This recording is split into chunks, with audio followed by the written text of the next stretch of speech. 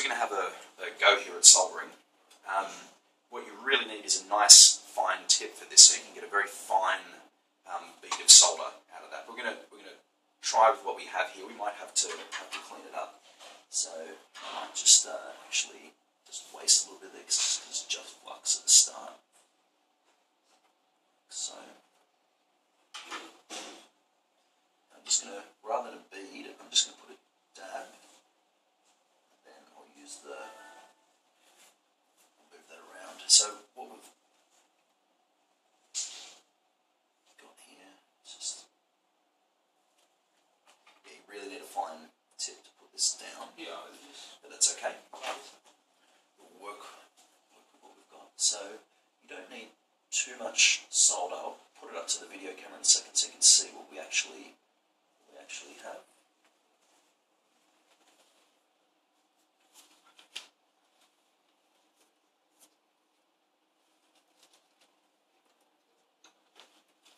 I just pick in the tissue. Yeah, yeah. Make sure you wash your hands. Yeah. After that. Just pick in the tissue. That's another thing. Make sure you wash your hands because short term, it doesn't hurt.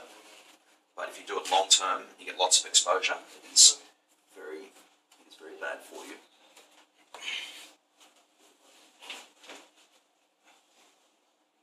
Okay. So have a look at that. That's a very messy job there. But the critical point is that there's no solder in the middle. That's the important bit, because if it's a bit messy on the outside, we can always clean it up. Now I've got the feeling also that we've got a little bit too much solder there, so we'll see how that goes now. That chip is going to go around this way, so we place the chip down and push it down. Now I'll give you a tip later with the more fine pitch ones. You have to do one little extra step, but for the SOICs, it's not going to matter. So what we do now is we get our tip. Hold the thing down. When you push down on the component, just make sure it doesn't move, because it's a point when it could move. You have to see it just moved a little bit. So got to make sure that it's square. Alright, so that's square, and if I can, okay, so it's square and it's not moving. So take the tip flat and basically just solder the pins. That's it. You can really see the result of that. Okay. Turn the board around. At this time, you don't really need to worry about pushing it down because it's mounted in place.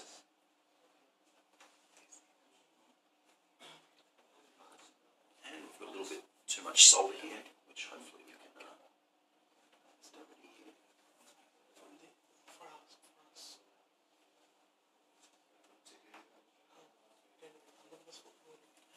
Okay. So, look at that. I hope you can see this on the video. If we take a look at that, without any cleaning, that's a very neat job. So have a look at that as well. Let me actually have a close look at it. Yeah, so that's... Without using this also we can do the job. Definitely. You definitely should not use the solder wire. If you were to use the solder wire, if you did not have solder paste, the way you would do it is you would put the chip down, and then you would actually melt the solder wire on the tip and then quickly use it. But that's problematic because you're burning the flux as soon as it hits a tip, whereas you want the flux to be burning when it's on the actual thing. And you're also, it'll work fine. It'll flow sort of around the pin, but you don't have any underneath. But it's possible to do. But you definitely want to be doing it with solder paste. So, yes, that's our first joint there. The real difference now with doing bigger things, so we'll move on to the bigger things. And now what you do is you would clean that board. And you'll clean that board, and I can tell you right now that you won't have any problems, because you can see a little bit of lead where we scraped it off there. That'll clean straight off. A little bit of the solder paste unburned, and then the pins are shiny. The way I used to work when I did this was I would do exactly what we did, and then then I would have my magnifier, and you always have bright light to look at it, and the magnifier, and then I would look very like a 10 or 15 times magnifier, and I would look very carefully and inspect each leg. So I would do it without a magnifier, and then I would inspect with a very high power magnifier. Some people like to work by having a magnifier, a big magnifier, which you look through and work, and that's fine as well. It's just a different sort of style. But I found that the thing that through experience I found most practical was just getting that nice motion and the right heat, and that was what made it work nicely.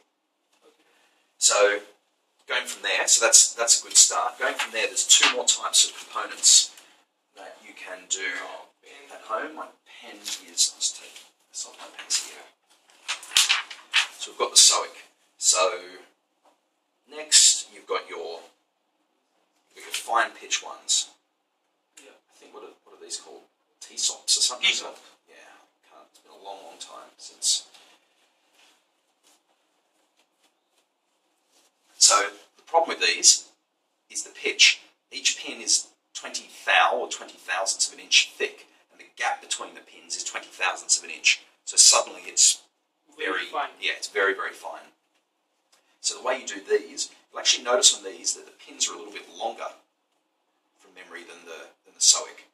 And the way you do these is exactly the same with one very minor difference. You put the solder bead, a very fine bead of solder, along like that, and along like that on the circuit board. You place the chip down, you place your tweezers on top so that it can't move, and then you do it in exactly the same way except for one difference. And one difference is you start with one pin at the bottom. You start with one pin at the bottom, and then you do a quick inspection.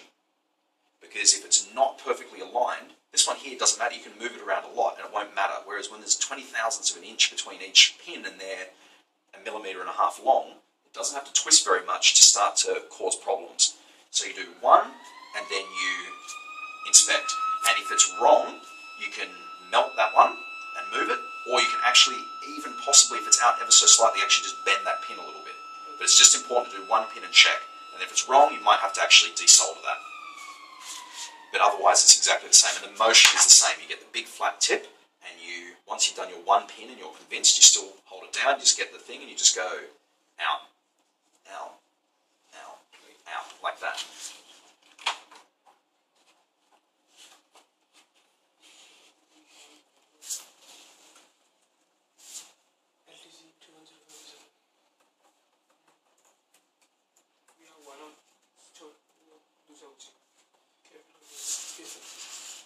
So the final one is the quad flat pack. Yeah. So same thing. So they're fine pitch, and it's commonly the same 20 thou pin, 20 thou spacing, and it's on all 4 sides. The thing with the quad flat pack is it is really, really, really hard. It's probably the limit to what you can do with a basic setup like this. And you do this, it's the exact same strategy as this, but they're really hard. And the reason why they're really hard is if it moves in any dimension, it totally stuffs it up, because this one, it can still move side to side a little bit and it doesn't cause anything. This one here, if it moves side to side, it'll stuff up these pins. If it moves up and down, it'll stuff up these pins. And if it twists slightly, it will also cause problems. So the thing is, it's so hard to get them placed correctly. Because remember, it's not about just placing it down while it's dry. You're placing it down on wet solder, you're pushing it down, you're hitting it with the soldering iron. So it's exactly the same procedure as this. You make sure there's no solder under the body. You put solder around all 4 of these. Very fine bead of solder, you place it down. But the critical thing with this one is, again, you just do one pin.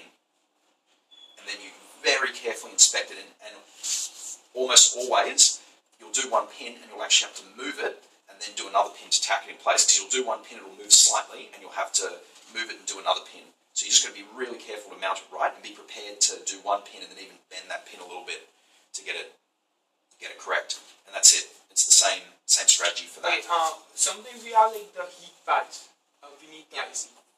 So what we need to do for that? Sorry, what do you mean a heat like pad? thermal pads.